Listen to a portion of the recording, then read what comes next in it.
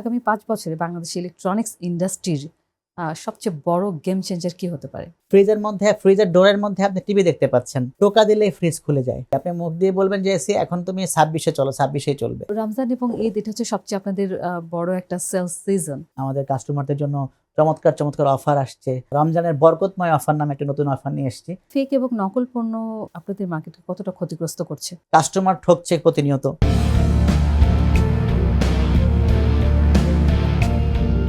বাংলাদেশের ইলেকট্রনিক্স বাজার একসময় ছিল আমদানি নির্ভর ছোট একটি মার্কেট। আজ সেখানে দেশীয় উৎপাদন, ডিজিটাল সেলস, ইএমআই সুবিধা আর লাইফস্টাইল চেঞ্জ সব মিলিয়ে তৈরি হয়েছে বহু হাজার কোটি টাকার এক প্রতিযোগিতামূলক ইন্ডাস্ট্রি। স্মার্টফোন থেকে টিভি, ফ্রিজ থেকে এসি, কোন সেগমেন্ট সবচেয়ে দ্রুত বাড়ছে? দেশীয় ব্র্যান্ডের সঙ্গে আন্তর্জাতিক ব্র্যান্ডের প্রতিযোগিতা এখন কোন পর্যায়ে? গ্রাহকের ক্রয় ক্ষমতা, রমজান, ঈদের সেলস সিজন, ই কমার্সের প্রভাব সব মিলিয়ে বাংলাদেশের ইলেকট্রনিক্স মার্কেট কোন দিকে যাচ্ছে? এসব প্রশ্নের উত্তর খুঁজতেই আজ বিজনেস টকে আমাদের সঙ্গে আছেন দেশের একটি স্বনামধন্য ইলেকট্রনিক্স ব্র্যান্ড মিনিস্টার মাইওয়ান গ্রুপের head of marketing and communication Sohel Kibria. Sohel Kibria, আপনাকে স্বাগত জানাচ্ছি বাংলা নিউজের বিজনেস টক শো থেকে। ধন্যবাদ আপনাকে। তার সাথে সব আমাদের দর্শকদেরকে ফাল্গুনের শুভেচ্ছা জানাচ্ছি। আর ভাষার মাস, সকল ভাষা শহীদদের প্রতি শ্রদ্ধা জ্ঞাপন করে শুরু করছি আজকের এই অনুষ্ঠান। সোহেল কিবরিয়া, প্রথমে একটু জানতে চাই বাংলাদেশের ইলেকট্রনিক্স মার্কেটের বর্তমান আকার আপনি কিভাবে মূল্যায়ন করছেন এবং গত ৫ বছরে এই মার্কেটের কিরকম পরিবর্তন আপনি দেখেছেন? এই গত ৫ বছরে আসলে ইলেকট্রনিক্স মার্কেট অনেক বড় ধরনের পরিবর্তন এসছে। বর্তমানে এই মার্কেট সাইজ ৪০ থেকে ৫০ হাজার কোটি টাকার মতো। সেক্ষেত্রে খুব দ্রুত বর্ধনশীল একটি মার্কেট ইলেকট্রনিক্স, হোম অ্যাপ্লায়েন্স, যে ইলেকট্রনিক্স হাউসহোল্ড প্রোডাক্টগুলো, বিশেষ করে television, refrigerator, air conditioner, smartphone, fan, আর এগুলোর খুব দ্রুত বাড়ছে। তার মধ্যে এগুলো আসলে এসেনশিয়াল প্রোডাক্ট হিসেবে দাঁড়িয়েছে। যেমন ধরুন রেফ্রিজারেটর একটি বাসায় কিন্তু খুবই গুরুত্বপূর্ণ একটি আসলে আসবাবও বলা যায়, আবার গুরুত্বপূর্ণ একটা প্রয়োজনীয় একটি বস্তু বলা যায়। এটা শুধু এখন আর লাক্সারি প্রোডাক্ট নয়। টেলিভিশনও আসলে খুবই দরকারি একটি প্রোডাক্ট। অবশ্য স্মার্টফোনের প্রভাবে টেলিভিশনের আবেদন কিছুটা হারিয়েছে, কিন্তু ওটাও কিন্তু দ্রুত বর্ধনশীল, কারণ ওটা টেকনোলজিক্যাল অনেক আপডেট হচ্ছে। আর পাশাপাশি এয়ার কন্ডিশনার তো আসলে খুবই এসেনশিয়াল, যেহেতু আমাদের জলবায়ু পরিবর্তনের কারণে জলবায়ু পরিবর্তনের কারণে তাপমাত্রা বৃদ্ধি পাচ্ছে, সেই কারণে আসলে অপরিহার্য হিসেবে দাঁড়িয়েছে এখন এয়ার কন্ডিশনার। আর স্মার্টফোন ছাড়া তো আমাদের আসলে আমরা অন্য কিছু ছাড়া চলতে পারি, কিন্তু স্মার্টফোন ছাড়া চলতে পারি না। স্মার্টফোন আমাদের নষ্ট হলে কিংবা কোনো একটা সমস্যা হলে আমরা কিন্তু ক্ষণিক টাইমে অপেক্ষা করি না সেটাকে আর একটা জোগাড় করার জন্য, যতই আমাদের কষ্ট হোক না কেন। প্রয়োজনে আমরা ধার করে, আমাদের ক্রেডিট কার্ড দিয়ে, ইএমআই করে, যেভাবে পারি আমরা একটা স্মার্টফোন কিনে ফেলি, যে কোনো মূল্যে। সো এটা আসলে খুবই দ্রুত বর্ধনশীল এবং এসেনশিয়াল আমি বলবো।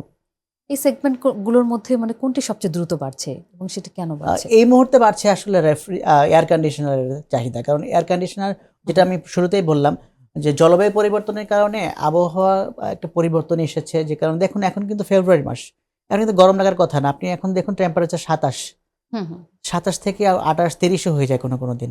এই টেম্পারেচারে যেটা আপনি মার্চ মাস বা এপ্রিল মাস, সেটা তো আরও অনেক ৩০, ৩৫, ৪০ গিয়ে দাঁড়াবে। সেক্ষেত্রে আসলে এয়ার কন্ডিশনার ছাড়া কোনোভাবেই চলা সম্ভব হচ্ছে না। যাদের সামর্থ্য আছে তারা কিন্তু এয়ার কন্ডিশনার ব্যবহার করছেন, এবং সামর্থ্য তৈরি হওয়ার কয়েকটা কারণ রয়েছে। যেমন ধরুন, এখন কিন্তু এয়ার কন্ডিশনারের দামটা নাগালের মধ্যে। দেশীয় ইলেকট্রনিক্স কোম্পানি আমাদের মতো যারা আমরা আছি, আমরা এখানে প্রোডাকশন করছি। আগে এটা ইম্পোর্ট বেস ছিল, এখন এখানেই প্রোডাকশন হচ্ছে, ফলে এটা দামটা অনেকটা কমে এসছে। তারপরে ব্র্যান্ডগুলো অনেক সুবিধা দিচ্ছে, যেমন ইএমআই সুবিধা আমরা দিচ্ছি। ইএমআই পাশাপাশি সহজ কিস্তি, একদম সহজ কিস্তি, যেটা ৩৬ মাস পর্যন্ত কিস্তি দিয়ে এটাকে পারচেস করা সম্ভব, এবং দামটা অনেক কম। তারপরে আমরা যে ইনভার্টার টেকনোলজি ব্যবহার করছি, যার ফলে এয়ার কন্ডিশনারে কিন্তু এখন ইলেকট্রিসিটি বিলও অনেক কম আসছে। আগে কিন্তু ইলেকট্রিসিটি সবাই ভয় পেত যে কিনলাম একটা এসি, কিন্তু সেটা চালানোর জন্য যে পরিমাণ ইলেকট্রিসিটি ইউজ হবে সেটা আসলে খুব এফোর্ডেবল না। এখন কিন্তু অনেক বেশি এফোর্ডেবল হয়েছে। সবকিছু মিলিয়ে এখন আসলে এয়ার কন্ডিশনারের মার্কেটটা বেশি দ্রুত বর্ধনশীল। আর যদি আপনি অ্যাকুমুলেটলি বলেন, যদি সংখ্যায় বলেন, সেক্ষেত্রে নিঃসন্দেহে স্মার্টফোন তো আসলে অপরিহার্য। আমরা বিশেষ করে আমাদের লেভেলে যারা আমরা যারা আমরা কর্পোরেট লেভেলে কাজ করি কিংবা বিজনেস করি, আমাদের প্রত্যেক কিন্তু একাধিক ফোন থাকে এবং স্মার্টফোন, কারো কারো 3টাও থাকে এবং এটা আসলে প্রয়োজনের জন্য আমরা রাখতে হয় আমাদেরকে। তো সে কারণে বলছি স্মার্টফোন তো অনেক বেশি সংখ্যায় আসলে বেশি হয়। আর দ্রুত বর্ধনশীল নিঃসন্দেহে এয়ার কন্ডিশনার। Air conditioning. পাশাপাশি রেফ্রিজারেটর, টেলিভিশন এগুলোরও মার্কেট আসলে দিনকে দিন বৃদ্ধি পাচ্ছে। টেলিভিশন কি এখন খুব বেশি টেলিভিশন আসলে কেনা আমরা হয়? যেটা বলছি, টেলিভিশনের আবেদন কিন্তু কখনই হারায়নি এবং আগামীতেও হারাবে না। কারণ টেলিভিশন যে কাজটি করছে, একটি সময় ছিল টেলিভিশন সিআরটি টেলিভিশন ছিল, এটা বক্সের মতো একটা জায়গায় থেকে আমরা দেখেছি ছোটবেলায়। এখন কিন্তু সেটা ডে বাই ডে ওখান থেকে এলসিডি আসলো, এলসিডি থেকে এলইডি আসলো, এখন আরও ভার্সন চেঞ্জ হতে হতে কিউএলইডি, ওএলইডি, স্মার্ট টিভি তো অনেক আগে এসছে, এটাকে ভার্সন বাই ভার্সন চেঞ্জ হচ্ছে। স্মার্টফোন যেভাবে এগোচ্ছে পাশাপাশি টেলিভিশনও এগোচ্ছে। আচ্ছা, টেলিভিশনে আপনি দেখে যে মজাটা পাবেন সেটা কিন্তু স্মার্টফোনে দেখে অনেক বড় স্ক্রিনে খেলা দেখছেন। Right. খেলা দেখার সময় আপনি ওটিটি প্ল্যাটফর্মগুলো যে আছে প্রত্যেকটি কিন্তু এখন ইন্টারনেটের বদৌলতে আমাদের টেলিভিশনে কিন্তু সবগুলো ওটিটি দেখা যাচ্ছে এবং ইভেন দো সকল টেলিভিশনও কিন্তু এখন টেলিভিশন চ্যানেলগুলো কিন্তু ওটিটিতে চলে এসছে, কিংবা আপনার ইউটিউবের মাধ্যমে কিংবা অন্যান্য অনেক সোশ্যাল মিডিয়ার মাধ্যমে আমরা টেলিভিশন স্ক্রিনে দেখতে পারি। টেলিভিশনটাও এখন স্মার্ট, সো ওটার আবেদন এখন হারাচ্ছে না, সো ওটাও দিনকে দিন ইনক্রিজ করছে। ক্রেতারা যখন কিনতে যায় তখন নিশ্চয়ই তারা মানে কেনার সময় কোন ব্র্যান্ডটি খোঁজেন, দেশীয় ব্র্যান্ড নাকি আন্তর্জাতিক ব্র্যান্ড? আর এই দুইটা ব্র্যান্ডের মধ্যে যে পার্থক্য সেটিও বা আপনি কিভাবে দেখছেন? এখানে একটু আপেক্ষিক আছে। ব্যাপারটা হচ্ছে 2 প্রকারের ক্রেতা আছে। যদি এক প্রকারের ক্রেতা যারা খুব ব্র্যান্ড ফ্যাসিনেটেড এবং প্রিমিয়াম সেগমেন্ট খোঁজে, এটার পরিমাণ আমাদের দেশের প্রেক্ষাপটে কম, আর একটু বিশেষ করে আরবান মেট্রো সিটিগুলোতে একটু বেশি। তারা কিন্তু একটু বিদেশি ব্র্যান্ড, একটু পশ, একটু প্রাইসিং ব্যাপারটা তাদের কাছে ব্যাপার না, ব্যাপারটা হচ্ছে ব্র্যান্ডটা ভালো। যেমন আপনি আইফোন কিনবেন, আপনি স্যামসাং কিনবেন, ব্যাপারটা এরকম, আপনি শার্প কিনবেন, তো ব্যাপারটা এরকম দাঁড়ায়। আর আমাদের যারা মিডল ক্লাস, আমরা যারা চাকরিজীবী কিংবা গ্রামে যারা বাস করি কিংবা মফস্বলে বাস করি, তারা আসলে প্রাইস সেনসিটিভ এবং তাদের দেশীয় একটা মেড ইন বাংলাদেশে একটা ইস্যু থাকে।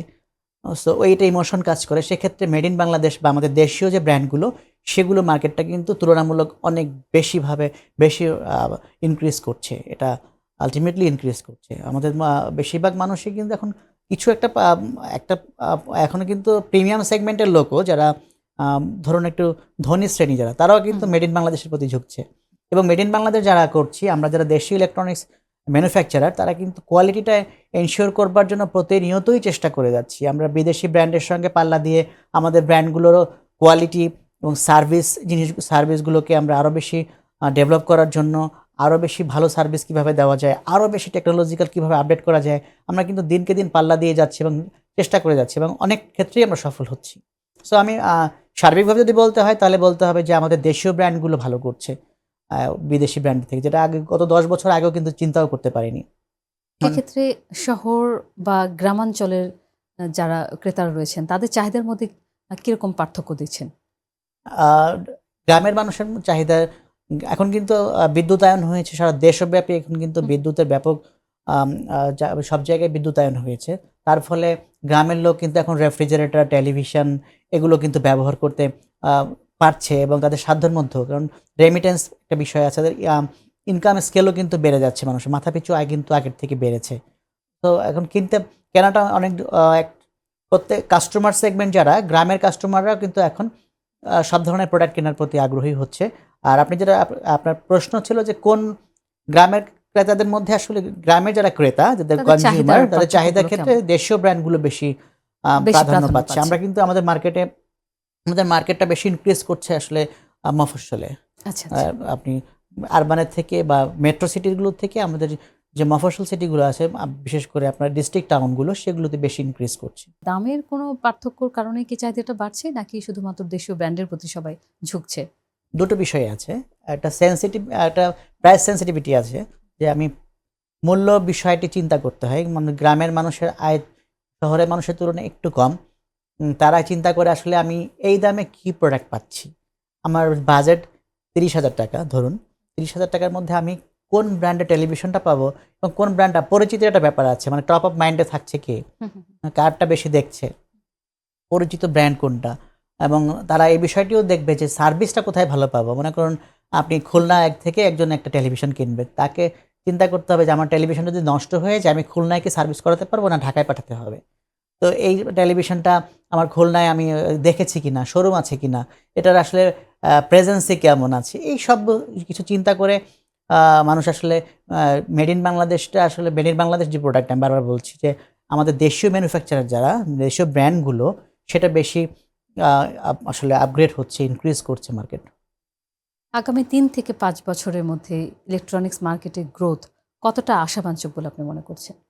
ডেফিনেটলি যদি আমরা এখন যেভাবে চলছি, যদি অর্থনৈতিক মন্দা না থাকে, যদি অর্থনৈতিক গ্রোথ ভালো থাকে, আসলে ইকোনমির সঙ্গে মানুষের পারচেস পাওয়ারটা অনেকটা আসলে ডিপেন্ডেবল, মানে মানুষের ক্রয় ক্ষমতার সঙ্গে মানুষের আসলে কেনার আগ্রহ পরবর্তী গ্রোথগুলোর অনেকটা একটা আসলে যোগসাজশ আছে, একটা মূল একটা এটা আর্নিং এর উপরেও আছে। হ্যাঁ, একটা সেতুবন্ধন থাকে, মানে দুটোর মধ্যে সামঞ্জস্য রেখে, মানে যে আমি কত টাকা ইনকাম করতে পারছি আমি সেই অনুযায়ী খরচ করতে পারবো। তো যেটা আপনি বলছিলেন যে আগামী ৩ থেকে ৫ বছর, আগামী ৩ থেকে ৫ বছরে ডেফিনিটলি এটা ইনক্রিজ করবে আরও বেশি। ধরুন রেফ্রিজারেটরের মার্কেটটা, যে বাসায় একটি রেফ্রিজারেটর আছে তারা একটি ফ্রিজার কিনবে, তারা আরও বেশি টেকনোলজিক্যাল আপডেট, এখন ডে বাই ডে কিন্তু টেকনোলজি আপডেট করছে। এখন এমন হয় এটা টোকা দিলেই ফ্রিজ খুলে যায়, আপনার টেনে খুলতে হবে না, ফ্রিজের টাচ মধ্যে করলেই খুলে টাচ যাবে। করে খুলে যায়। তো সেন্সর সিস্টেম আছে ফ্রিজের মধ্যে, ফ্রিজের ডোরের মধ্যে আপনি টিভি দেখতে পাচ্ছেন, মানে মিউজিক শুনতে পাচ্ছেন। তো এরকম বিষয়, আপনার ভয়েস কন্ট্রোল এসি, আপনি মুখ দিয়ে বলবেন যে এসি এখন তুমি 26-এ চলো, 26-এই চলবে। তো এই যে টেকনোলজিক্যাল আপডেট, টেলিভিশন এখন আপনার রিমোট চেপে আর অন করতে হয় না, টেলিভিশন আপনি ভয়েস কন্ট্রোল টেলিভিশন, আপনি ভয়েসে বলবেন যে আমি অমুক চ্যানেল দেখতে চাই, আপনাকে সেই চ্যানেল দেখাবে। তো এই যে technological day by day increase করছে। তারপরে স্মার্টফোনের কথা তো বললাম, স্মার্টফোন তো আরও বেশি ইনক্রিজ করছে, কারণ স্মার্টফোন একটা বেশি আমাদের যে স্মার্টফোনগুলো আমরা ব্যবহার করছি, নর্মাল যে ব্র্যান্ডগুলো 2 বছরের পরে ইউজ খুব একটা ভালো থাকে না, ওটা আলটিমেটলি চেঞ্জ করতেই হয়। সো এইভাবে যদি আর ইন্টারনেট এবং টেকনোলজি যেভাবে আপডেট হচ্ছে, সামনে এআই, চ্যাট জিপিটি, তারপরে জেমিনি, সব কিছু মিলে আসলে চ্যাট জিপিটি আমাদের যে সামনে যে দিনগুলো আরও বেশি চ্যালেঞ্জিং, আরও বেশি টেকনোলজিক্যালি আমরা অনেক বেশি আপডেট হচ্ছি। তো সব কিছু মিলে যেহেতু এগুলো টেকনিক্যাল প্রোডাক্ট, টেকনোলজিক্যাল প্রোডাক্ট, এই প্রোডাক্টগুলোর মার্কেট কিন্তু কোনো অংশে কমবে না, আরও বাড়বে। সো আমি দেখতে পাচ্ছি যে আগামী ৩ থেকে ৫ বছরের মধ্যে মার্কেট আরও 20-30% ইনক্রিজ করতে পারে। কোন ফ্যাক্টরগুলো এই গ্রোথকে আসলে প্রভাবিত করে? গ্রোথগুলো কয়েকটি ফ্যাক্টর। প্রথমত হচ্ছে আপনার টেকনোলজিক্যাল ডেভেলপমেন্ট, টেকনোলজিক্যাল যে ইনক্রিজ হচ্ছে, ডেভেলপমেন্ট হচ্ছে। দ্বিতীয়ত হচ্ছে মানুষের ইনকাম, ইনকাম যে বাড়ছে, মানুষের আয় বাড়ছে, সে ব্যাপারটা একটা বিষয় আছে। আয়ের সেক্টর বাড়ছে, মানুষ অনেক বেশি মডার্নাইজ হচ্ছে। তারপরে বিদ্যুতায়ন হচ্ছে, দেশব্যাপী এখন সব জায়গায় বিদ্যুৎ ঘাটতি নেই বললেই চলে, সব জায়গায় বিদ্যুৎ আছে। একটি সময় ছিল গ্রামে বিদ্যুৎ নামে মাত্র আছে, সারাদিনে দেখা যায় 2 ঘন্টা বিদ্যুৎ থাকতো। এখন সাধারণত এরকম ঘটনা খুব কম হয়। সেক্ষেত্রে তারা স্বাচ্ছন্দ্য বোধ করে টেলিভিশন আগে বলা হতো যে বিদ্যুৎ যায় না, আসে আর কি। হ্যাঁ, আগে একটা সময় ছিল আমরা যখন ছোট ছিলাম কিন্তু নিয়ম করে বিদ্যুৎ চলে যেত, আমরা অপেক্ষা করতাম ওই সময় বিদ্যুৎ থাকবে না হ্যাঁ, বা ওই সময় বিদ্যুৎ আসবে। আর গ্রামে তো আসলে কল্পনাই করা যেত না, শহরে যারা আমরা ছিলাম তাদের এই অবস্থা ছিল। তো এখন ওই লোডশেডিং ব্যাপারটা আস্তে আস্তে মানুষ ভুলতে বসেছে। তো একদম। এখন গ্রাম পর্যায়ে বিদ্যুতায়ন অনেক বেশি হয়েছে, যার ফলে কিন্তু এই হাউস হোল্ড প্রোডাক্টগুলো ব্যবহারও বেড়ে যাচ্ছে। যেমন রেফ্রিজারেটর, এখন একটি গ্রামেও গিয়ে দেখবেন আপনি গ্রামের একটা ছোট চায়ের দোকানেও রেফ্রিজারেটর আছে এবং এটা এসেনশিয়াল প্রোডাক্ট। ফ্যান তো কথাই নেই, ফ্যান তো প্রত্যেক বাড়িতে অনেকগুলো করে থাকে, আর 4-5টা তো মিনিমাম থাকেই ফ্যান। তারপরে এটা ঠিক। এয়ার কন্ডিশনার, এখন এয়ার কন্ডিশনার গ্রামে দেখা যায়, এমনও আপনি যে দেখতে পাবেন কিছু মফস্বলে আমি দেখেছি টিনের ঘর কিন্তু তারা এয়ার কন্ডিশনার ব্যবহার করছে, সিস্টেম করে ব্যবহার, মানে হ্যাঁ, ব্যবস্থা ঠিক, করে করছে। ঠিক। তারপরে রেফ্রিজারেটর, টেলিভিশন তো আসলে সবার ঘরেই থাকছে এখন, এটা তো নাই এমন ঘর খুব কম পাবেন। তো সব কিছু মিলে আসলে যে ফ্যাক্টরগুলো বলছিলেন, ইনকাম, টেকনোলজিক্যাল আপডেট, তারপরে আমরা ইনকাম সেক্টর বাড়ছে, বিদ্যুতায়ন হচ্ছে, সব কিছু মিলে আসলে মানুষের আসলে স্ট্যাটাসও চেঞ্জ হচ্ছে। একটা আপনার ভাষায় এখন কিন্তু স্ট্যাটাস এরকম আসছে, আমি কি ধরনের টেলিভিশন চালাই, কত ইঞ্চি টেলিভিশন আমার বাসায়, আমি কি ধরনের এসি চালাচ্ছি, আমার বাসায় কি এসি আছে কিনা, সব রুমে কি এসি আছে, আমার বেডরুমে আছে, আমার মা বাবার রুমে কি আছে কিনা, মা বাবার রুমে একদমই আছে, তাই। ছেলে মেয়ের রুমে আছে কিনা, মানে প্রত্যেকটা ব্যাপার এরকম। তো এই সমস্ত বিষয়গুলো নিয়ে মার্কেট কিন্তু দিনকে দিন ইনক্রিজ করছে। হ্যাঁ, মার্কেট এখন যেহেতু একটু সময়টাও বদলে গেছে, যেহেতু আমরা যদি বলতে চাই পারি যে 5ই আগস্টের পর বাংলাদেশের যে একটা নতুন প্রেক্ষাপট তৈরি হয়েছে, তো সেই সময় আপনাদের চ্যালেঞ্জিংগুলো কি ছিল 5ই আগস্টের পর? দেখুন, আমরা সাম্প্রতিক সময়ে যে ব্যাপারগুলো ফেস করেছি, এটা দেশব্যাপী সবাই ফেস করেছে। আমাদের একটি পরিবর্তন, যেকোনো পরিবর্তন আসলে ভালো-মন্দ দুটোই নিয়ে আসে। তো অর্থনৈতিকভাবে আমরা কিন্তু একটু বিপর্যস্ত অবস্থায় ছিলাম। তো এখনো আমরা একটু বিপর্যস্ত অবস্থায় আছি। মানুষের ক্রয় ক্ষমতা কমে গেছে। মানুষের বিভিন্ন রকমের ইস্যু তৈরি হয়েছে, যেটা আমরা সকলে কম বেশি জানি। তো সবকিছু মিলে অর্থনৈতিক বা একটা মন্দাভাব এখনো আমরা কাটিয়ে উঠতে পারিনি। তবে আমরা আশাবাদী, যেহেতু নতুন গভর্নমেন্ট দায়িত্ব নিয়েছেন, তারা তাদের পলিসি তারা একটা স্থিতিশীল অবস্থা তৈরি করে সামনের দিকগুলোতে ইকোনমিটা ইনক্রিজ করবে। আমরা সে ব্যাপারে খুবই আশাবাদী এবং বিশ্বাস করি যে আমরা প্রত্যেক সারা দেশব্যাপী বিজনেস ভালো হবে। নতুন সরকার তৈরি হলো, আমরা নতুন প্রধানমন্ত্রী পেয়ে গেছি গতকালই। তো আপনার নতুন সরকারের কাছে আপনারা যারা ইলেকট্রনিক্স মার্কেটে যারা ব্যবসায়ীরা রয়েছেন তাদের কি একেবারে চাওয়া রয়েছে? নতুন সরকারের কাছে কি প্রত্যাশা রয়েছে আপনাদের কাছে? আসলে আমাদের দেশীয় ইলেকট্রনিক্স কোম্পানিগুলোকে আ আ যে বর্তমান সরকার যারা ছিলেন, মানে অতীতে যারা ছিলেন এবং সাম্প্রতিক সময়ে যারা ছিলেন, সবাই তারা সহযোগিতা করেছেন। হুম, গভর্নমেন্টের হুম। যে সহযোগিতাগুলো করা দরকার, সেগুলো তারা করেছেন। বিভিন্ন আমাদের সুবিধাগুলো দিয়েছেন। যেটা আমার বিশ্বাস, নতুন গভর্নমেন্ট এগুলো অব্যাহত রাখবেন। পাশাপাশি তারা আরো কিছু বিষয়ে এগুলো গুরুত্ব দিবেন। বিশেষ করে আমাদের দেশে আ জনশক্তি একটি বিষয় আছে। দক্ষ জনশক্তি। জনশক্তি তো আছে। দক্ষ ইলেকট্রনিক যেহেতু একটি টেকনোলজিক্যাল প্রোডাক্ট, টেকনোলজিক্যাল ইন্ডাস্ট্রিতে আমাদের দক্ষ জনশক্তির একটা অভাব আছে। এই অভাবটা পূরণ করবার জন্য ট্রেনিং, কিছু স্কুল তৈরি করা এবং তাদেরকে ট্রেনিং দেওয়ার ব্যবস্থা করা এবং আমাদের কর অব্যাহতি এবং ডলার সংকট, অনেক রকমের যে ঝামেলাগুলো আছে, যে আমরা যে প্রবলেমগুলো ফিল করছি, এটা গভর্নমেন্টও জানে, আমরা যারা বিজনেসের সাথে আছি তারাও জানি। সবকিছু মিলে এইগুলো যদি আরো নিরসন করা যায়, ডেফিনিটলি বিজনেস ইনক্রিজ করবে এবং এটা একটি সম্ভাবনাময় খাত। এটা আমাদের দেশে কেউ কিন্তু অলরেডি বিদেশে রপ্তানিও করছে।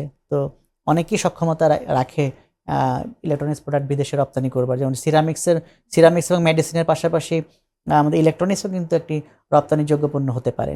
রমজান চলে এসছে। আর সামনে ঈদ রয়েছে। তো রমজান এবং ঈদ এটা হচ্ছে সবচেয়ে আপনাদের বড় একটা সেলস সিজন। তো এই সময় এবং অন্যান্য সময়গুলোর মধ্যে আসলে কি ধরনের পার্থক্য থাকে? আসলে যেকোনো উৎসবই বাঙালির জন্য বা আমাদের দেশের জন্য আ উৎসব মানে একটি সবকিছু মিলে একটা সবকিছু একটা কেনার ব্যাপার, একটা আগ্রহের ব্যাপার। আর তাছাড়া রমজান বা ঈদকে কেন্দ্র করে কিন্তু ব্যবসা চাঙ্গা হয়। তার মানে হলো কিছু মানুষের আয়ের উৎস তৈরি হয়। যেমন ধরুন, আমরা যারা চাকরিজীবী, আমাদের বোনাসের একটা ব্যাপার থাকে। অবশ্যই। তারপরে ব্যবসায়ীদের একটু বাড়তি আ ব্যবসা ইনকামের হয়, একটা এই সেল ব্যবসা। বেশি হয়। কিছু পণ্যের সেল স্পেশালি বেড়ে যায়। ফেস্টিভ্যাল কিছু বিষয় থাকে। আমাদের মতো যারা ব্র্যান্ডগুলো আছে, তারা বিভিন্ন রকমের অফার দেয়। এই অফারগুলোর জন্য কিন্তু সারা বছর ক্রেতারা অপেক্ষা করে যে এই ধরনের এবার ঈদে কি ধরনের অফার দিবে, কত ডিসকাউন্ট দিবে, ইএমআই ফ্যাসিলিটি কি দিবে। এই সবকিছু মিলে মার্কেটটা ইনক্রিজ করে আসলে। তো এটাই আমরা আশা করছি যে এবার রোজার ঈদ মানে হচ্ছে রোজার ঈদে সবচেয়ে বেশি সেল হয়। প্রায় 20-30% সারা বছরে যে সেল হয় তার থেকে 30% সেলসই ঈদে হয়ে যায়। তো আমরা খুবই আশাবাদী যে এবার ঈদে ভালো একটা সেলস আমরা পাবো। আমাদের আ যে সেলসে একটা ঘাটতি ছিল, সেটা আমরা অনেকটা নিরসন করতে পারবো। সেজন্য আমরা ভালো অফার ঘোষণা করছি। আমাদের কাস্টমারদের জন্য চমৎকার অফার আসছে এটা একটু রমজান জানতে চাচ্ছি উপলক্ষে। যে মাইওয়ান এবং মিনিস্টার থেকে কি অফার হয়েছে এবার ঈদ এবং রমজানে? আমরা সামনে ঈদকে কেন্দ্র করে আগামীকাল পয়লা রমজান থেকেই আমরা রমজানের বরকতময় অফার নামে একটা নতুন অফার নিয়ে এসেছি। যেখানে আসলে বরকতের একটা ব্যাপার থাকবে। আমরা ভালো একটি ডিসকাউন্ট দিচ্ছি। আ আমাদের টেলিভিশন, ফ্রিজ, এয়ার কন্ডিশনার সবগুলোর উপরে। পাশাপাশি অনেক গিফট থাকছে এবং অসংখ্য টেলিভিশন, ফ্রিজ এগুলো পাওয়ারও সুযোগ আছে। ফ্রি পাওয়ার সুযোগ তাই আছে এবং নাকি? উপহার হিসেবে পাওয়ার সুযোগ আছে। আর নিশ্চিত উপহার তো আছেই। এ ধরনের অনেক চমৎকার অফার আছে। পাশাপাশি এক্সচেঞ্জ অফার আছে। ইএমআই ফ্যাসিলিটি আছে আমাদের। আ ইনস্টলমেন্ট ফ্যাসিলিটি আছে। ৩৬ মাস পর্যন্ত ইএমআই, যেটাকে আমরা ইনস্টলমেন্ট ফ্যাসিলিটি, যেটা কিস্তির সুবিধা আমরা দিয়ে থাকি। সবকিছু মিলে মানে ক্রেতা বান্ধব আমাদের সব অফারগুলো রয়েছে অলরেডি এবং আরো ঈদ উপলক্ষে আরো ভালো অফার এসেছে। তো আমার মনে হয় আমাদের পণ্য কিনতে গেলে ক্রেতাগণ অনেক বেশি আনন্দিত হবেন, কোনোভাবে হতাশ হবেন না। সোহেল কিবরা সাধারণত ঈদ আসলে সবাই কিন্তু ফ্রিজটা বেশি কেনে। বিশেষ করে কোরবানি ঈদে তো কেনেই। তো গরম যেহেতু আসছে সামনে সবাই কিন্তু এসিটাই কিনবে। তো আপনাদের মিনিস্টার এবং মাইওয়ান থেকে এসি বা ফ্রিজে কি ধরনের অফার আসছে? আ আ আসলে কোরবানির যেটা বলছিলেন, ফ্রিজ ফ্রিজ আসলে সারা বছরই লাগে, এটা স্পেশাল সময় লাগে এরকম বিষয় না। ফ্রিজ এখন এমন একটি বিষয় যে এটা আপনার ফ্যামিলিতে একটা বাসায় ফ্রিজ থাকতেই হবে, না থাকলে আসলে চলতেই পারবো না আমাদের আগের মতো। আগে একটা সময় ছিল আমরা প্রতিদিন বাজার করে করে এনে প্রতিদিনের বাজার প্রতিদিন আমরা করতাম, এখন কিন্তু আপনি গ্রামেও এরকম খুঁজে পাবেন না, সবাই স্টোর করে। সবার স্টোর করে তো স্টোরেজের জন্য ফ্রিজ দরকার। গরমের সময় একটু আলটিমেটলি চাহিদা বেড়ে যায়, যেহেতু কিছু ঠান্ডার বিষয় থাকে, ঠান্ডা রাখা, ঠান্ডা পানি, রমজানেও একটা থাকে। রোজার সময় আলটিমেটলি অন্য সময় থেকে একটু সেল বাড়ে, তবে রেফ্রিজারেটর বা ফ্রিজারের সেলস সবচেয়ে বেশি হয় হলো কোরবানির ঈদের সময়, ঈদুল আজহাতে। ঈদুল আজহায় কারণ ওই সময় একটা গোশত সংরক্ষণের একটা বিষয় থাকে, কম বেশি গরিব ধনী সবারই কিন্তু গোশত সংরক্ষণ করতে হয় সারা বছর। আমরা যারা কোরবানি দেই, যারা কোরবানি দেই না, প্রত্যেকেরই সেজন্য। পাশাপাশি এয়ার কন্ডিশনারের চাহিদা বেড়ে যাচ্ছে এই কারণে, যেহেতু গরম চলে আসছে। আমি আলোচনার প্রারম্ভেই বলেছিলাম যে গরম কিন্তু অলরেডি চলে আসছে। এই গরম থেকে নিরসন করার জন্য যাদের সামর্থ্য আছে তারা চেষ্টা করছে একটা এয়ার কন্ডিশনার কেনার জন্য, বা একটা বাসায় একটা ফ্রিজ কিংবা একটা টেলিভিশন হলে হয়। কিন্তু আপনার বাসায় যদি 3টি বেডরুম থাকে, তাহলে আপনাকে কিন্তু চেষ্টা করবেন 3টি বেডরুমে 3টি এয়ার কন্ডিশনার লাগাতে। তো এয়ার কন্ডিশনার মার্কেটটা কিন্তু অনেক বড় আমি মনে করি। কারণ আপনি আপনার রুমে এয়ার কন্ডিশনার আছে, আপনার বেবিরা যে রুমে থাকে, ওই রুমে যদি না থাকে আপনার কিন্তু ভালো লাগবে না, কিংবা আপনার বাবা মা যে রুমে থাকেন সে রুমে না থাকলে ভালো লাগবে না। যাদের সামর্থ্য আছে আমি বলছি, সবাই তো আসলে কিনতে পারবে না, এটা তো অনেকটা কিছুটা এক্সপেন্সিভ। তবে এখনকার যে ফ্যাসিলিটিগুলো আছে, যারা মিডল ক্লাস তাদের জন্য এয়ার কন্ডিশনারটা কেনা অনেক ইজি। একটা সময় ছিল যে হায়ার ক্লাসরাই কিনবে, এটা মানে লাক্সারি প্রোডাক্ট। এটা এমন নয়, এখন অনেক কম দামে এসি পাওয়া যাচ্ছে, যেটা আপনি ইনস্টলমেন্ট সুবিধা আছে, ইএমআই সুবিধা আছে, ক্রেডিট কার্ড থাকলে আপনি কিনতে পারছেন। আর যেটা বলছিলেন যে আমরা কী ধরনের আমরা আসলে এসিতে একটা ভালো ডিসকাউন্ট দিচ্ছি, যে ডিসকাউন্ট আমাদের ছিল সেটা অলরেডি অব্যাহত এখনও আছে।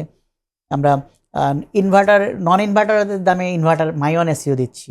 মাইওয়ান একটি অনেক পুরোনো ব্র্যান্ড, আপনারা জানেন। সেই এসিটাও মার্কেটে অনেক রিনাউন্ড একটি ব্র্যান্ড এসির জন্য। ওয়ারেন্টি কত বছরের বা গ্যারান্টি? আমরা এসিতে ভালো গ্যারান্টি দিচ্ছি। ইনভার্টার এসিতে 12 বছর পর্যন্ত কম্প্রেসর গ্যারান্টি আছে মিনিস্টার এসিতে। অন্যান্যগুলোতেও 7 থেকে 10 বছরের মতো ওয়ারেন্টি আছে। ওয়ারেন্টি আসলে এগুলো মোটামুটি ওয়ারেন্টির দিক থেকে আমরা আসলে সবসময় এগিয়ে থাকি, চেষ্টা করছি ভালো দেওয়ার জন্য। এবং আমাদের এসির কোয়ালিটি অন্যদের থেকে অনেকটাই ভালো, আমরা চ্যালেঞ্জ করতে পারি আসলে। এই কারণে কিন্তু সোহেল কিবরি আমরা দেখছি যে দেশীয় ব্র্যান্ডের একটা বড় বাজার তৈরি হয়ে গেছে বাংলাদেশে, এবং সাধারণ যারা ক্রেতা তারাও কিন্তু এখন আমরা দেখছি যে দেশীয় ব্র্যান্ডের জিনিস কিন্তু আগ্রহী। এটা আমি নিজেও কিনি, কিন্তু অনেকে আমি দেখেছি যে সামর্থ্য বা অসামর্থ্যের বিষয় না, অনেকে কিন্তু দেশীয় ব্র্যান্ডের দিকে ঝুঁকছে। এটি নিশ্চয়ই হয়তো কোয়ালিটি, গুণগত মান এটি বাড়ছে বলেই নিশ্চয়ই ক্রেতারাও নিশ্চয়ই আকৃষ্ট হচ্ছে দেশীয় নিশ্চয়ই ব্র্যান্ডের আপনি দিকে। দেশীয় একটা মানুষের তো, প্রত্যেকটা মানুষের মধ্যে একটা দেশপ্রেমের ব্যাপার থাকে। অবশ্যই। আপনি যখন দেখছেন যে আপনার দেশি ব্র্যান্ড বা আপনার দেশে ভালো জিনিস উৎপাদন করছে, তখন আপনি কেন বিদেশেটা কিনবেন? যেমন ধরুন, আপনি ইউএসএ গেলেন, ইউএসএ গিয়ে আপনি একটা সুন্দর পোলো শার্ট কিনলেন বা টি শার্ট কিনলেন, দেখলেন মেড ইন বাংলাদেশ লেখা, আপনার ভালো লাগবে না? অবশ্যই। ব্যাপারটা এরকমই। তো আমাদের দেশে যদি আপনি বিদেশি ব্র্যান্ডের তুলনায় আমাদের ব্র্যান্ডগুলো যদি ভালো করে, কোয়ালিটির দিক থেকে ভালো থাকে, আপনি তো কোয়ালিটিটা এনশিওর করবেন। কোয়ালিটি আবার প্রাইস ওনাদের থেকে কম, কারণ বিদেশ থেকে প্রোডাক্ট ইম্পোর্ট করতে গেলে আমাদের তো একটা ট্যাক্সের ব্যাপার আছে, যেটা দেশীয় ব্র্যান্ডগুলো ওই ট্যাক্সটা কিন্তু অনেকটা কমে থাকে বা কম থাকে, অনেক ক্ষেত্রে থাকেই না। তো সেক্ষেত্রে আপনি প্রাইস কিন্তু আমরা কম দিচ্ছি। আমরা কোয়ালিটির দিক থেকে চেষ্টা করছি যাদের কাছাকাছি, কিংবা কোনো কোনো ক্ষেত্রে সমান, বা কোনো কোনো ক্ষেত্রে ভালো। আমরা চেষ্টা করি প্রতিনিয়তই, আমাদের যে টেকনোলজিক্যাল প্রোডাক্ট কিন্তু প্রতিনিয়তই আপডেট করতে হয়। তা সেক্ষেত্রে আপনি যদি দেখেন সব কিছু মিলিয়ে, আপনি হিসাব নিকাশ মিলিয়ে দেখেন যে বিদেশি ব্র্যান্ডের থেকে আমাদের দেশি ব্র্যান্ডের কোয়ালিটি অনেক ভালো, তাহলে আমি কেন বিদেশি ব্র্যান্ড কিনতে যাব? সেক্ষেত্রে মেড ইন বাংলাদেশের ব্যাপারটা কিংবা দেশত্ববোধের ব্যাপারটা তো থাকছেই, পাশাপাশি যখন কোয়ালিটিটা আমরা এনশিওর করতে পারছি আমরা, তখন কিন্তু আমি অবশ্যই দেশীয় ব্র্যান্ডটাকে কিনবো, দেশীয় ব্র্যান্ডটাকে ব্যবহার করার চেষ্টা করব। সেদিক থেকে আমি মনে করি দেশীয় ব্র্যান্ড অবশ্যই সব ক্লাসের লোক, আপনি যে ধরনের যে লেভেলের লোকই হোক না কেন, সে কিন্তু এই ব্র্যান্ডটা ব্যবহার করছে। যেমন আমি একটা ছোট্ট উদাহরণ দেই। সাম্প্রতিক সময় আমার রিলেটিভ, খুব কাছের রিলেটিভ, আমার ফ্যামিলি পার্সনই বলা যায়, ওর বাসায় স্যামসাং টেলিভিশন ছিল। তো স্যামসাং টেলিভিশনটা ও নষ্ট হয়ে গেছে কোনোভাবে, খুব একটা, ও আর কোনো সার্ভিস, কোনো টেকনিশিয়ান না দেখিয়ে বলছেন আমি চেঞ্জ করবো। আমি বলছি ঠিক, আমি ও জানি ও বা বিদেশি ব্র্যান্ড পছন্দ করে, তো না তুমি অন্য কোনো ব্র্যান্ড কেনো, না আমি আপনাদের ব্র্যান্ডটাই নেবো, আমি আপনাদের টিভি নেব। তার বাসায় এক প্রকার সে ফোর্স করেছে, আমি তাকে টেলিভিশন পাঠিয়েছি তার বাসায়, সে লাগিয়ে দিয়ে এসছে আমার লোকজন যে, এবং সে অনেক হ্যাপি, তার বেবিরাও হ্যাপি যে আগের তুলনায় এটা অনেক ভালো টেলিভিশন। তাহলে দেখুন একটা হ্যাঁ, এটা ঠিক। রিনাউন্ড বিদেশি ব্র্যান্ডের তুলনায় আমাদের ব্র্যান্ড কিন্তু সেখানে তার মন জয় করে ফেলেছে, তারা সন্তুষ্ট হচ্ছে, এটা তো সন্তুষ্ট সবচেয়ে হয়েছে। বড় তাহলে বিষয়। এইভাবে মানুষের মাইন্ড রিড করা, মানুষের মন জয় করার ব্যাপারটা কিন্তু অনেক বেশি ইম্পর্টেন্ট। যখন তার কাছ থেকে আরেকজন ফিডব্যাক নিবে যে আমি তো ওই ব্র্যান্ড থেকে বাদ দিয়ে দেশীয় একটি ব্র্যান্ডের টেলিভিশন কিনেছি, সেক্ষেত্রে কিন্তু আরেকজনের কাছে এটা যখন যাবে তখন কিন্তু মানুষ আরো বেশি আকৃষ্ট হবে যে ভালো তো, দামও তো অনেক কম, এই হ্যাঁ, ব্র্যান্ডে এটার থেকে ওটার দাম অনেক কম, আবার দেখতেও সুন্দর, দেখতে আউটলুক সুন্দর ইনটাও সুন্দর। এবং এটা একই রকম দেখতে, হুম, আলটিমেটলি সবই তো একই জিনিস। তো এই সমস্ত ব্যাপার তো আসলে থাকছেই। এটা কিন্তু একটা আমাদের দেশীয় ব্র্যান্ডের জন্য একটা সুসময়, আমি বলতে পারি একটা সুসংবাদও। কারণ সবাই কিনছেন, আগ্রহী হচ্ছেন, এবং একই সঙ্গে বিদেশি যে ব্র্যান্ডগুলো রয়েছে সেটার সঙ্গে প্রতিযোগিতা টিকে থাকছে। এটা তো আমাদের বাংলাদেশের বাজারের জন্য এটা আমি বলবো যে একটা আহ, বড় একটা সুসময় বলা যেতে অবশ্যই পারে। এটার খুব পটেনশিয়ালিটি রয়েছে আমাদের ইলেকট্রনিক্স ব্র্যান্ডে বাংলাদেশে অনেক বড় একটা সম্ভাবনার খাত, এবং এটিকে যদি আমরা আমাদের গভর্নমেন্ট এবং আমাদের যারা ব্যবসায়ী আছে, তারা নীতি নির্ধারক যারা আছেন, তারা যদি সঠিকভাবে এটাকে যদি ডেভেলপ করতে পারেন, তাহলে এটা অবশ্যই অনেক ভালো করবে এবং দেশের সুনাম এবং বৈদেশিক মুদ্রা দুটোই বয়ে আনবে। একদমই তাই। সোহেল কিবরিয়া, আমি এবার একটু মার্কেটিং এর প্রসঙ্গে যাই। অনেকগুলো বিষয়ে কথা হলো।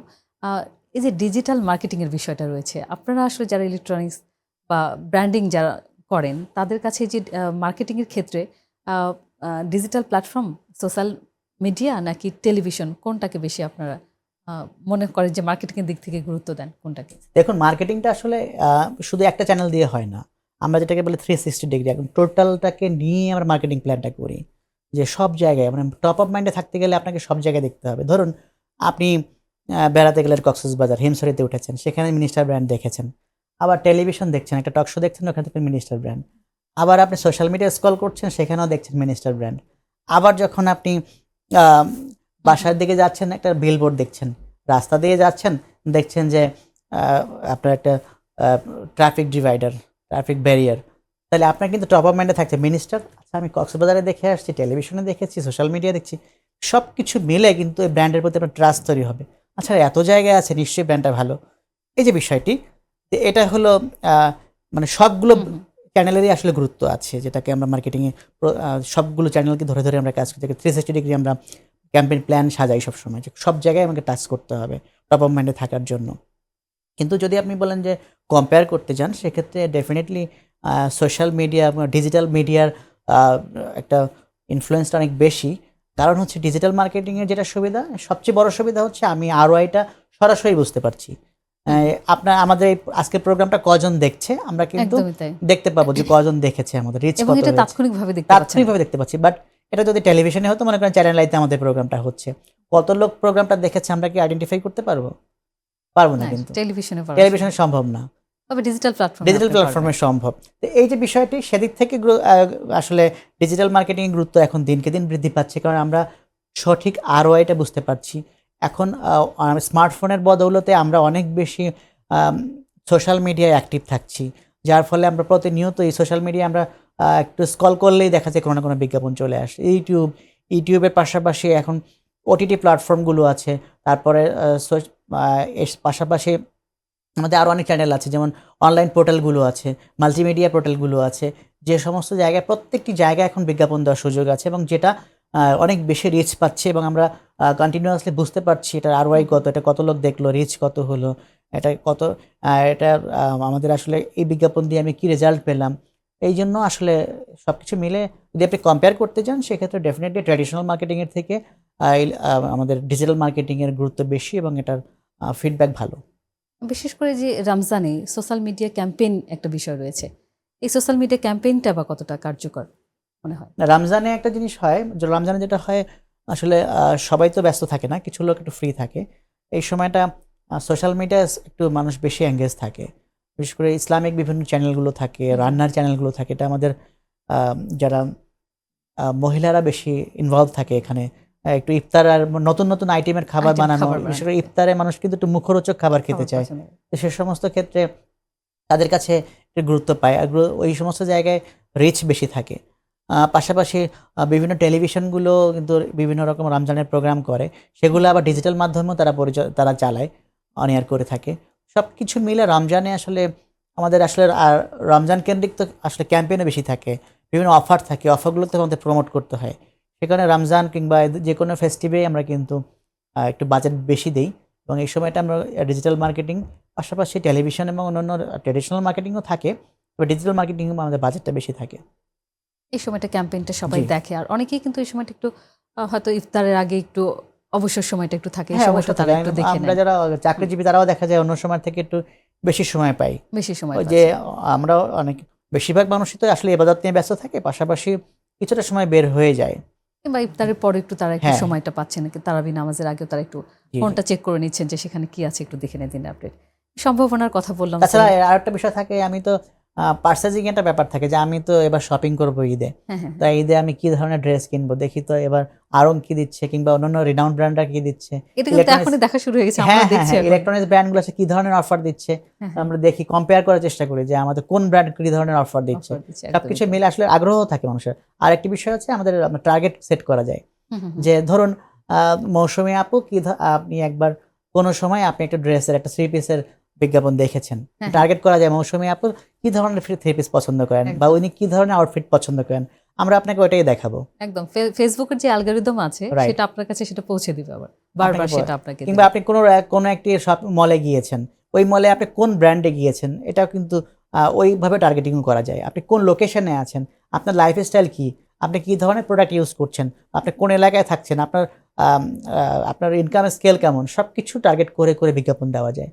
সেক্ষেত্রে আপনাকেও আমরা টার্গেট করতে পারবো, মানে যে কাউকে, এটার উদাহরণস্বরূপ আপনাকে টার্গেটেড বললাম। পিপলের কাছে টার্গেটেড পিপলের কাছে পৌঁছানো যায়। দেওয়াটা একদম। এই কারণে আসলে বেশি রমজানের সময় দেখবেন যারা বিশেষ করে শহরের লোক যারা শপিং করে, ওই শপিং এর পেজগুলোতে সামনে বেশি চলে আসে। হ্যাঁ, একদমই তাই।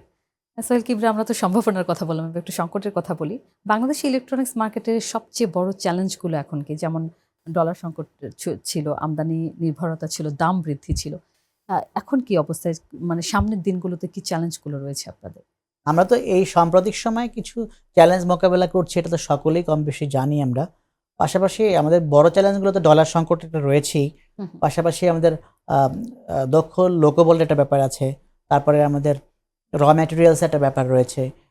তারপরে আমাদের শিপমেন্ট, পোর্ট অনেক কিছু মিলে সামগ্রিক কিছু প্রবলেম তো আমাদের আছেই। আমরা তৃতীয় বিশ্বের একটি দেশ। আমরা যদিও উন্নয়নশীল দেশ, আমরা ভালো করছিলাম। আশা করি আগামী দিনে আমরা আরো ভালো করব।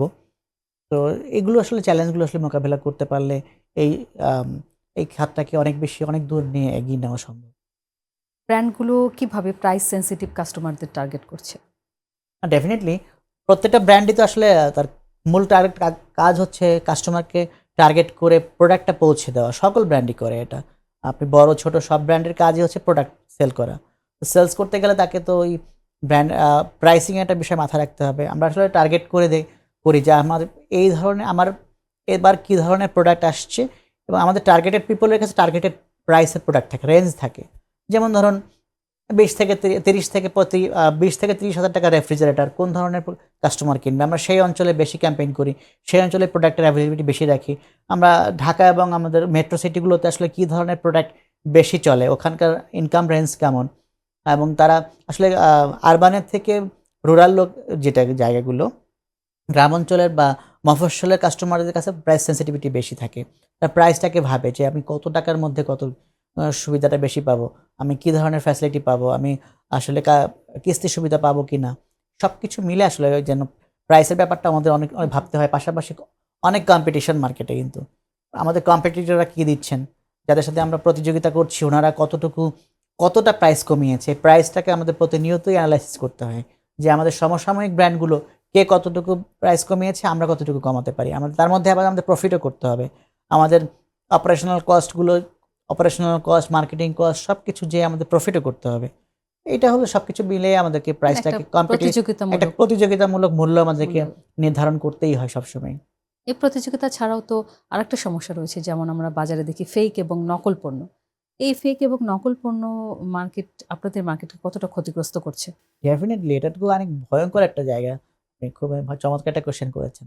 এটা আমাদের জন্য খুব থ্রেটের একটা ব্যাপার। কারণ হচ্ছে ইলেকট্রনিক্স প্রোডাক্ট আপনি সেম দেখতে একই জিনিস। আপনি মনে করেন আমি যে ঘড়িটা পরে আছি, সেম ঘড়ি কিন্তু আরেকজন প্রোডাকশন করতে পারবে। একই রকম দেখতে, আপনি বুঝতেই পারবেন না যে এটা আসলে কোন ব্র্যান্ডের। ব্র্যান্ড নেমও থাকবে সেম। কিন্তু আপনি সেম। কেনার পরে হ্যাঁ, এটা কিন্তু ইলেকট্রনিক্সের ক্ষেত্রে বেশি হয়। আপনি অসংখ্য আমাদের বাংলাদেশে, আমাদের ঢাকায় অনেক শপ আছে যেখানে আপনি সেম স্যামসাং টেলিভিশন পাবেন, একই রকম দেখতে, একদম একই লোগো লাগানো সহ হুবহু। একদম। আমাদের এখানে আইফোনও কিনতে পাওয়া যায় নকল। তো এই যে ব্র্যান্ডগুলো, এটা কিন্তু আমাদের জন্য থ্রেট। আমাদের যারা ইলেকট্রনিক্স, যেহেতু আমরা রিনাউন্ড যে ব্র্যান্ডগুলো, তাদের জন্য খুবই থ্রেট। একদিকে কাস্টমার ঠকছে প্রতিনিয়ত, বড় ব্র্যান্ডগুলো রেভিনিউ হারাচ্ছে, কাস্টমার ভালো প্রোডাক্ট ইউজ করতে পারছে না, এবং এখান থেকে কিন্তু অনেক রকমের হেলথ ইস্যুও আছে। যেমন টেলিভিশনের কথা ধরুন, টেলিভিশনে কিন্তু আই প্রোটেক্টিভ একটা ব্যাপার আছে। আমাদের টেলিভিশনগুলো আই প্রোটেক্টিভ টেলিভিশন, মানে আপনি দেখবেন টেলিভিশন চোখের ক্ষতি করবে না। কিন্তু যেগুলো মার্কেটে, যেগুলোর এভাবে তৈরি হচ্ছে, নকলভাবে তৈরি, তারা কিন্তু এই জিনিসটা দিতে পারবে না, কারণ সেই প্রোডাক্টে সে প্রাইসে সে করতে পারবে না, প্রাইস রেঞ্জে সে যেতে পারবে না। এসির ক্ষেত্রে তাই, এসির ক্ষেত্রে তো আরও বেশি ভয়ঙ্কর, যে গ্যাসটা আছে, গ্যাসের ব্যাপারটা কিন্তু অনেক ইম্পর্টেন্ট। অনেক ক্ষেত্রে আমরা এসি বিস্ফোরণের ঘটনা হ্যাঁ, দেখি। এসি বিস্ফোরণ ঘটে শুধু নকল প্রোডাক্টের জন্যই। আমাদের আপনি খুব রিনাউন্ড ব্র্যান্ডগুলো বিস্ফোরণ হয়েছে এমন ঘটনা খুব কমই হয়, হয় না তা বলছি না, কম হয়। ফ্রিজের ক্ষেত্রে তাই, ভালো ব্র্যান্ডের ফ্রিজ ছাড়া যে গ্যাসের ব্যাপার আছে, ভিতরে যে ম্যাটেরিয়ালসগুলো ব্যবহার করা, ওগুলো যদি আপনি যদি ফুল গ্রেডেড না হয়, তাহলে কিন্তু স্বাস্থ্য ক্ষতি হয়। সব কিছু মিলে কাস্টমার একদিকে রাজস্ব হারাচ্ছে ব্র্যান্ডগুলো, একদিকে কাস্টমার ঠকছে প্রতিনিয়ত, তারা নিম্নমানের পণ্য ব্যবহার করছে, তাদের হেলথ, স্বাস্থ্যের ক্ষতি হচ্ছে। সব কিছু মিলে এটা একটা থ্রেট, পুরো সোসাইটির জন্য এটা একটা থ্রেট। এটাকে আসলে আমাদের প্রতিরোধ করা উচিত। একদমই তাই, কারণ এটা কিন্তু যেগুলো একদম রিনাউন্ড ব্র্যান্ডগুলো, তাদের উপর তো একটা প্রভাব পড়ে। অবশ্যই, অনেক বড় নামের impact কারণে শুধুমাত্র, নামের যে কারণে। হ্যাঁ, কাস্টমার আসলে সবসময় বুঝতেও পারে না, যে তার মনে করুন একটা ডিলার, যারা সাপোজ ডিলার কি করে, অনেক রকমের প্রোডাক্ট তারা একসঙ্গে রাখে, অনেকগুলো ব্র্যান্ড রাখে। যখন কাস্টমারকে তাদের কাস্টমারকে তারা কম্পারিজন দেখায়, যে এটা পাবেন 10,000 টাকায়, এটা 15,000 টাকা, এটা 20,000 টাকা। দেখতে দেখি তো রকম, কাজ হলেই তো হলো আমার, এটা নিয়ে যাই, অসুবিধা কি, কম দামে আছে, যে কদিন চলে, যে কদিন চলে, এরকমই কিন্তু এরকম একটা ধারণা ব্যাপার থাকে। থাকে। সলকিব, আরেকটা বিষয়, ধরুন আপনি একজন তরুণ উদ্যোক্তা বা নতুন ব্র্যান্ড, তাহলে আপনি মার্কেটে ঢোকার জন্য কোন স্ট্র্যাটেজিটা আপনি ফলো করতেন? আসলে যে কোনো ব্র্যান্ডেরই কয়েকটা, ব্র্যান্ডের তো একটা আসলে ব্র্যান্ডের একটা ভাষা থাকতে হবে, আইডেন্টিটি থাকতে হবে। একটা ব্র্যান্ড বলতে আপনি আসলে, ব্র্যান্ড বলতে একটা আইডেন্টিটি, মানে আমি ধরুন আপনি আমার নাম বলছেন, আপনি এই ব্যক্তি সম্বন্ধে আপনার পারসেপশন কি, আপনি তাকে নিয়ে কী ভাবছেন, ইনি আসলে কী ধরনের মানুষ, দেখতে কেমন, বা ইনি আসলে কেমন মানুষ, ব্যাপারটা এরকম। ব্র্যান্ডের একটা এরকম আইডেন্টিটি থাকে। যেমন আপনি যে কোনো একটা ব্র্যান্ড সম্বন্ধে, আইফোন নিয়ে আমরা যদি বলি, যে আইফোনটা আসলে কেমন, আইফোন একটু খুব লাক্সারি প্রোডাক্ট, আইফোন আসলে খুব ভালো প্রোডাক্ট, এটার দাম অনেক বেশি আমি জানি, কিন্তু এটা ইউজ করার আমার মজা আছে, আমার এটা স্ট্যাটাসের ব্যাপার। ঠিক তেমনি যে কোনো ব্র্যান্ড তৈরি করার আগে আমাকে ভাবতে হবে আমি কার কাছে যাব, আমি কি আইডেন্টিটি তৈরি করব। ধরুন আমি যদি একটি রেফ্রিজারেটর ব্র্যান্ড করি, ধরুন রেফ্রিজারেটর ব্র্যান্ডের করতে গেলে আমাকে আগেই ভাবতে হবে যে আমি কি বলবো, আমার আইডেন্টিটি কি।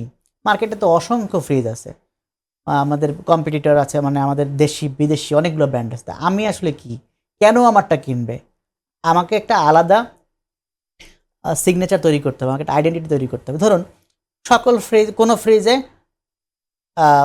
ভয়েস কন্ট্রোল নাই, আমি একটা ফ্রিজ নিয়ে আসলাম, বাংলাদেশে আমিই প্রথম ভয়েস কন্ট্রোল রেফ্রিজারেটর নিয়ে এসেছি, যে রেফ্রিজারেটরে আপনি কথা বলবেন, রেফ্রিজারেটর আপনাকে আপনার কমান্ড শুনে শুনে সে সব সার্ভিস দিবে ভিতরে।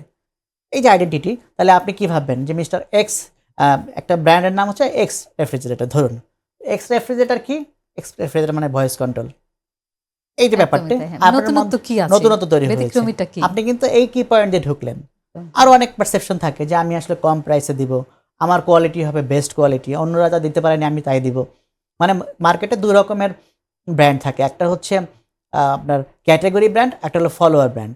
ক্যাটাগরি ব্র্যান্ড যেমন ধরুন আমরা যখন জুতা আবিষ্কার হয়েছে, তখন জুতা মানে জুতা, আমি জুতা পরবো, আমি জুতা পরলে কি হবে, আমার পা ঢাকবে।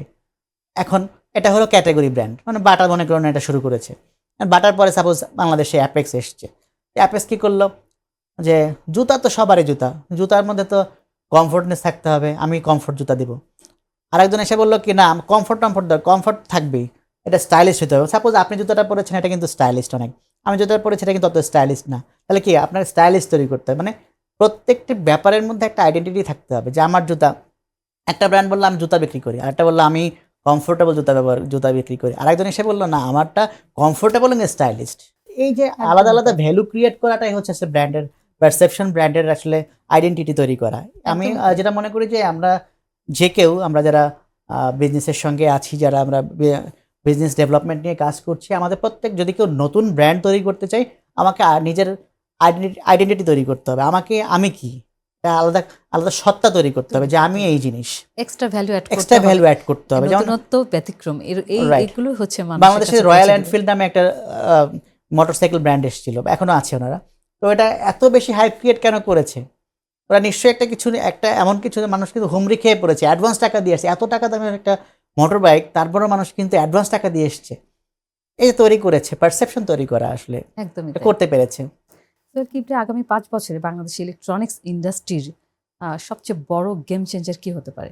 আগামী 5 বছরে অনেক রকমের চেঞ্জ আছে, তার মধ্যে সবচেয়ে বড় চেঞ্জ আসছে হলো মডার্নাইজ এবং ইন্টারনেটের যে ব্যবহারটা, এবং আমরা যে এআই সংযুক্ত হচ্ছে, অনেক বেশি এআইয়ের ব্যবহার, মানে অনেক বেশি টেকনোলজিক্যাল আপডেট। আসলে আমি মূল কথাটাই হচ্ছে টেকনোলজিক্যাল যে আপডেটটা আছে, এইটা হবে সবচেয়ে বড় গেম চেঞ্জার। তার মানে হলো প্রত্যেকটা প্রোডাক্টই, আমি যেগুলো প্রোডাক্ট নিয়ে আমরা এতক্ষণ কথা বলেছি, প্রত্যেকটি প্রোডাক্ট কিন্তু টেকনোলজিক্যাল প্রোডাক্ট।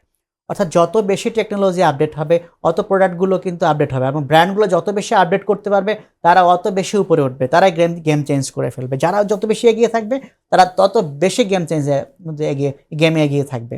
তো এটা একটা বিষয়।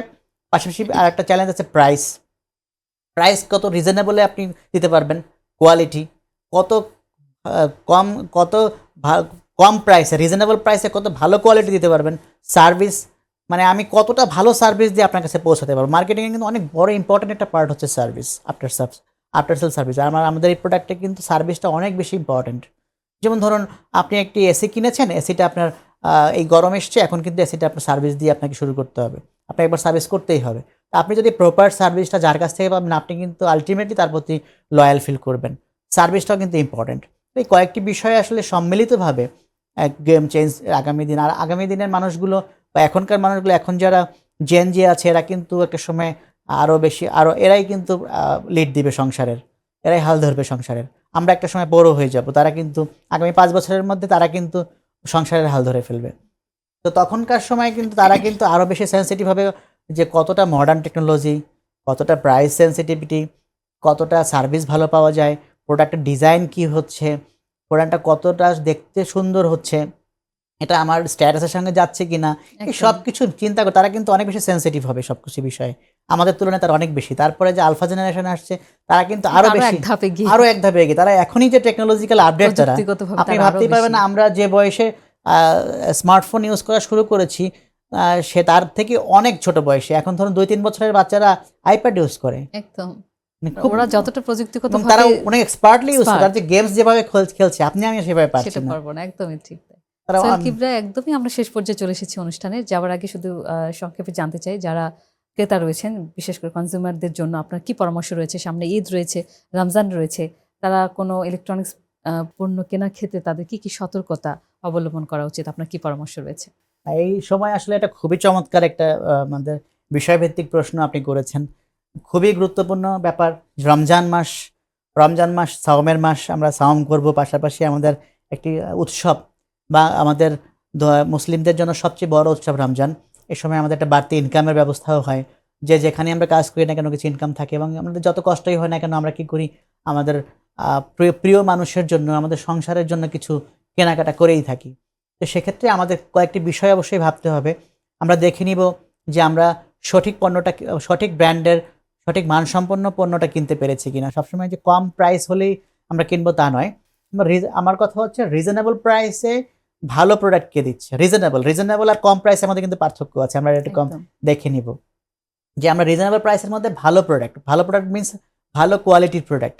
ইলেকট্রনিক্স প্রোডাক্টের ক্ষেত্রে আমরা কোয়ালিটি, সার্ভিস, আফটার সেল সার্ভিসটা আপনি কেমন পাচ্ছেন, প্রাইস আপনি দেখতে হবে যে আমি এই সেম ব্র্যান্ড আরেকজনের থেকে, একটি বিদেশি ব্র্যান্ডের থেকে আমাদের দেশি ব্র্যান্ডটা কতটুকু কম প্রাইসে বা রিজনেবল প্রাইসে দিচ্ছে, সেটা আমরা চিন্তা করে নিব, বা আমরা কম্পেয়ার করে নিব। আপনাকে কী ধরনের সার্ভিস দিচ্ছে, প্রপার সার্ভিস পাচ্ছেন কি না, আমাদের আফটার সেল সার্ভিসটা কেমন আছে, এবং অফারগুলো কী আছে, কী ধরনের অফার দিচ্ছে, অফারগুলো আমাদের চিন্তা করতে হবে, কে কী ধরনের অফার দিচ্ছে, আমাদের দেশে এটার প্রোডাকশন কেমন হচ্ছে, আগামী দিনে এটা প্রোডাকশন থাকবে কিনা, বা এদের সেটার অবস্থান আছে কিনা, সেটা দেখতে হবে। দেশে রেভিনিউ বাড়ানোর জন্য আমরা কাজ করতে পারি। তো সব কিছু মিলে এবং ফুড আপনার যেহেতু আমরা রেফ্রিজারেটর যদি কিনি সেক্ষেত্রে দেখতে হবে ওটা ফুড গ্রেডেড কিনা, ওটা আসলে আমাদের যে খাদ্যটা সংরক্ষণ করব সেটা মানসম্পন্নভাবে স্বাস্থ্যসম্মতভাবে সংরক্ষিত হচ্ছে কিনা। এয়ার কন্ডিশনারের ক্ষেত্রে আমরা দেখতে হবে কী ধরনের গ্যাস আমরা ইউজ করি এয়ার কন্ডিশনার এবং রেফ্রিজারেটরে, সেটা অবশ্যই দেখতে হবে। এয়ার কন্ডিশনারে অনেক সময় বিপদ ব্যাপার থাকে যে মানসম্পন্ন যদি গ্যাস ইউজ না করা হয় সেক্ষেত্রে এটার বিস্ফোরণ হতে পারে, সেটা আমাদের চিন্তা করতে হবে। টেলিভিশনের ক্ষেত্রে যে আই প্রোটেক্টিভ টেলিভিশন কিনা সেটা চিন্তা করতে হবে। টেলিভিশন দেখলে আমরা আসলে সাউন্ড কোয়ালিটি কেমন সেটা দেখতে হবে। সব কিছু সামগ্রিক বিষয়গুলো এখনকার মানুষ তো অনেক, আপনি গ্রাম কিংবা শহর আমি আলাদা করতে পারবেন না, প্রত্যেকটি মানুষ অনেক সচেতন এখন। তো এখন সোশ্যাল মিডিয়া এবং ইন্টারনেটের বদৌলতে আমরা অনেক বেশি আপডেট হয়েছি। তো আমরা যে কোনো ইনফরমেশন জানতে গেলে আমাদের এখন বই খুলে খুলে দেখতে হয় না, আমরা ইনস্ট্যান্ট সোশ্যাল মিডিয়ায় বা আমাদের যে স্মার্টফোনটি আছে ওখানেই আমি গুগল করে কিংবা চ্যাট জিপিটিকে জিজ্ঞেস করে আমরা সবই জানতে পারি। আমি বাংলা নিউজের অফিসটা কোথায় আমাকে কিন্তু কাউকে ফোন করে জিজ্ঞেস করতে হবে না যে ভাই বাংলা নিউজের অফিসটা যেন কোথায়, আমি জাস্ট গুগল ম্যাপে দেখে নিব বাংলা নিউজের অফিস, ওখানে আমাকে জায়গা মতো নিয়ে আসবে। আমরা প্রত্যেকটা জিনিসটা টেকনোলজির সঙ্গে আপডেটেড, তো সব কিছু মিলে আমাদের চিন্তা ভাবনা করে হুশ করে চোখ কান খোলা রেখে আমাদের ভালো প্রোডাক্ট কেনার ব্যাপারে আমাদের সচেতনভাবে কিনতে হবে, সচেতন হতে হবে। মোট কথা হচ্ছে ইলেকট্রনিক্স পণ্য কেনার ক্ষেত্রে সার্বিকভাবে সচেতন হতে হবে, তারপর পণ্যটি কিনতে হবে। বিশেষ করে সংশ্লিষ্ট শোরুম আর বিশেষ করে এই পণ্যটা কিন্তু আপনি একবার কিনলে কালকে ফেলে দিতে পারবেন না। এটার একটা এসি কিনলে আপনি একটা এয়ার কন্ডিশনার কিন্তু আপনার 1-2 বছরে কিছুই হবে না, 10 বছর পর্যন্ত ইউজ করতে পারবেন। একটা রেফ্রিজারেটর আপনি 5-10 বছরে কিছু হবে না। সো আপনি একটা প্রোডাক্ট 10 বছরে আপনার বাসায় উঠাবেন, সেটা চিন্তা ভাবনা করে দেখে শুনে বুঝে আপনাকে সচেতনভাবে এটা পারচেস করার সিদ্ধান্ত নিতে হবে। এটাই হচ্ছে আমার সর্বশেষ সাজেশন এটাই যে আমরা সচেতন হব এবং সঠিক পণ্যটি সঠিক কোয়ালিটি বুঝে আমাদের ইলেকট্রনিক্স পণ্য কিনবো। অবশ্যই সেটি যদি দেশীয় পণ্য হয়, দেশীয় পণ্য হলে অবশ্যই দেশীয় পণ্য, আমি দেশীয় পণ্যের কথা বারবার বলে আসছি, কারণ আমাদের দেশীয় পণ্য আসলেই কোয়ালিটির দিক থেকে, আমি যেহেতু এই ইন্ডাস্ট্রিতে কাজ করি, আমি নিজের জন্য হলেও আমি এই প্রোডাক্টটি চিন্তা করব, কারণ হচ্ছে আমি জানি আসলে কোয়ালিটিটা কে কতটুকু করছে। অর্থাৎ দেশীয় ব্র্যান্ড এবং আমাদের ব্র্যান্ডের মধ্যে আসলে কোয়ালিটির পার্থক্যটা কোথায়। তা আমি বলবো কোয়ালিটির পার্থক্য কোথায় নেই, আমরা শুধু ব্র্যান্ড ভ্যালু ছাড়া আমাদের দেশীয় ব্র্যান্ডগুলো অবশ্যই কোয়ালিটির দিক থেকে অনেকটাই ভালো, অনেক ভালো। আফটার সেল সার্ভিস আমাদের বেস্ট, আমরা বেস্ট আফটার সেল সার্ভিস দিচ্ছি, কোয়ালিটি ভালো দিচ্ছি, রিজনেবল প্রাইস দিচ্ছি। সো কেন আমরা মিনিস্টার ব্র্যান্ডের দেশীয় পণ্য কেন কিনবো না? আমি সবাইকে আহ্বান জানাবো, দেশকে ভালোবাসি, দেশীয় পণ্য ব্যবহার করি। সোহেল কিবরা, আপনাকে অসংখ্য ধন্যবাদ জানাচ্ছি। আপনি এত ব্যস্ততার মধ্যে আমাদের স্টুডিওতে এসে সময় দিয়েছেন। আশা করছি আপনার মূল্যবান যে তথ্যগুলো, একই সঙ্গে আপনার পরামর্শগুলো আমাদের যারা দর্শক রয়েছেন তাদের অনেক কাজে আসবে। আপনাকে অশেষ কৃতজ্ঞতা, আমাকে আমন্ত্রণ জানিয়েছেন। তার সঙ্গে যারা দর্শকরা আমাদের এই প্রোগ্রামটি দেখবেন তাদের প্রতি অনেক বেশি কৃতজ্ঞতা বোধ থাকবে। অনেকটা সময় ধরে আপনারা আমাদের আলোচনা শুনেছেন এবং আমি বিশ্বাস করি যদি আমাদের আজকে আলোচনা আপনাদের জন্য কোনো উপকার হয়, পাথেয় হয়, সেটা আমাদের জন্য আজকের এই আমাদের আলোচনাটি সার্থক হবে, আমাদের জন্য সেটি শুভকর হবে। তাই সকলের জন্য মঙ্গল কামনা করছি। সকলকে পবিত্র রমজানের মোবারকবাদ, রমজানুল মোবারক। ধন্যবাদ। অনেক ধন্যবাদ। বাংলাদেশের ইলেকট্রনিক্স মার্কেট শুধু পণ্যের বাজার নয়, এটি এখন লাইফস্টাইল, প্রযুক্তি আর অর্থনীতির বড় সূচক। দেশীয় উৎপাদন, ডিজিটাল মার্কেটিং, ফাইন্যান্সিং সুবিধা এবং গ্রাহকের নতুন চাহিদা সব মিলিয়ে আগামী কয়েক বছর এই খাত আরও বড় হবে বলেই মনে করছেন বিশেষজ্ঞরা। আজকের আলোচনায় আমাদের সঙ্গে থাকবার জন্য আপনাদের সবাইকে ধন্যবাদ। যে যেখান থেকে দেখছেন সবাই ভালো থাকবেন, সুস্থ থাকবেন, সবার জন্য শুভকামনা এবং অবশ্যই সবাই বাংলা নিউজের সাথে থাকবেন।